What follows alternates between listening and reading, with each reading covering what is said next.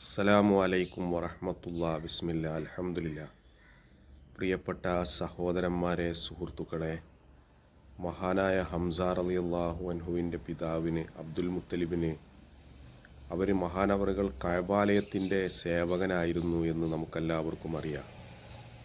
ഹജ്ജ് വരുന്ന സമയത്ത് അവർക്ക് വെള്ളം കൊടുക്കാനും അവർക്ക് ഭക്ഷണം കൊടുക്കാനും അവർക്ക് എല്ലാവിധ സൗകര്യങ്ങളും ഒരുക്കി കൊടുക്കാനും മുമ്പിൽ നിന്ന് അതിൻ്റെ നേതാവാണ് മഹാനായ നബി സല്ലല്ലാഹു അലൈഹി വസല്ലമ തങ്ങളുടെ പിതാവിൻ്റെ പിതാവായ അബ്ദുൽ മുത്തലിബ്.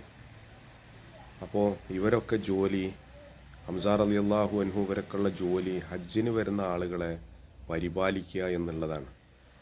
അപ്പോൾ ഇവരൊക്കെ വീടുകളിൽ നിന്നാണ് ഭക്ഷണം ഉണ്ടാകുക. ഖദീജ റളിയല്ലാഹു അൻഹായുടെ വീട്ടിൽ നിന്നൊക്കെ ഒരുപാട് ആളുകൾ ഭക്ഷണം കഴിക്കും. കഅബാലയത്തിൻ്റെ ഒരു 9 മുഴ അങ്ങോട്ട് കഴിഞ്ഞ് മുന്നിൽ കഴിഞ്ഞാൽ ആ ഭാഗത്തായിരുന്നു, അതിൻ്റെ അടുത്തായിരുന്നു ഖദീജ റളിയല്ലാഹു അൻഹായുടെ ഒക്കെ വീട്. അപ്പോൾ അവിടെ ആ പരിസരത്താണ് ഇവരൊക്കെ വീടുകൾ. ഒരുപാട് ആളുകൾ ഹജ്ജിന് വരും. ഹജ്ജിന് വരുന്ന ആളുകളെ സേവനം ചെയ്യുന്ന പണിയായിരുന്നു ഇവർക്കൊക്കെ. അതുമാത്രമല്ല, ഇവരൊക്കെ കഅബാലയത്തിൻ്റെ സേവകന്മാരായതുകൊണ്ട് അത് നടത്തിപ്പുകാരും അതിൻ്റെ പരിപാലകരും ഒക്കെ ആയതുകൊണ്ട് തന്നെ എല്ലാവർക്കും ഇവരോടൊക്കെ ബഹുമാനാണ്. അതാണ് ഷാമിലേക്കും യമനിലേക്കൊക്കെയുള്ള കച്ചവട സംഘത്തിനെ പറ്റി വിശുദ്ധ ഖുർആൻ പറയുമ്പോൾ അവരെ കച്ചവടങ്ങളൊക്കെ വളരെ പെട്ടെന്ന് ആളുകൾ വിറ്റുപോകാൻ കാരണം ഇവർ കഅബാലയത്തിൻ്റെ സേവകന്മാരായതുകൊണ്ടാണ്.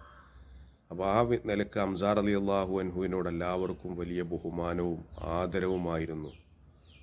അതുപോലെ തന്നെ അക്രമത്തെ അംഗീകരിക്കാൻ ഒരിക്കലും ഹംസ റളിയല്ലാഹു അൻഹുവിന് സാധിക്കുമായിരുന്നില്ല.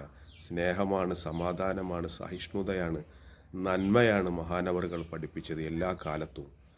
അതുകൊണ്ട് നബി സല്ലല്ലാഹു അലൈഹി വസല്ലമ തങ്ങൾ ക്രൂര സംഘങ്ങൾക്കെതിരെ, ഗുണ്ടാ സംഘങ്ങൾക്കെതിരെ, സ്ത്രീകളെ ഉപദ്രവിക്കുക, കുട്ടികളെ ഉപദ്രവിക്കുക, ആളുകളുടെ സ്വത്ത് കയ്യേറുക, പാവപ്പെട്ട ആളുകളുടെ ചോര വാരുക, ഇങ്ങനെയുള്ള അക്രമകാരികളെ അടിച്ചമർത്താൻ ഹംസ റളിയല്ലാഹു അൻഹുവിനെയായിരുന്നു പറഞ്ഞയച്ചിരുന്നത് എന്നും ചരിത്രത്തിലുണ്ട്. അങ്ങനെ നീതിമാനായിരുന്നു മഹാനായ ഹംസ റളിയല്ലാഹു അൻഹു.